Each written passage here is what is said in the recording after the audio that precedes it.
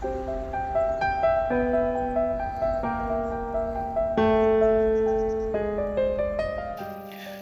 I'm Ty, and I'm on a mission to grow as much as I can here at PDX Garden Home, a half-acre urban garden in Portland, Oregon, Zone 8B.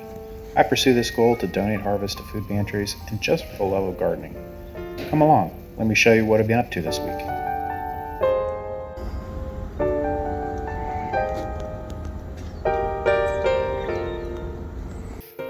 Hello, and welcome back to the garden.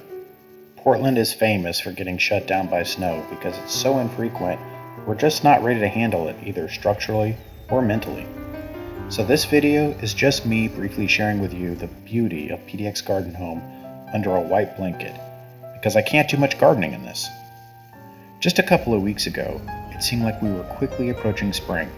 The snowdrops were in bloom, the daffodils were starting to emerge, the birds were singing, but nature can be fickle, and we've been hit with a heavy snowfall that's blanketed the garden. So what does that mean for these plants?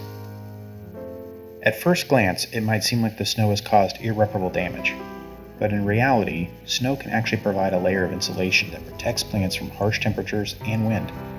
It also provides moisture when it melts, which can be especially beneficial if you're in an area that otherwise has a dry winter.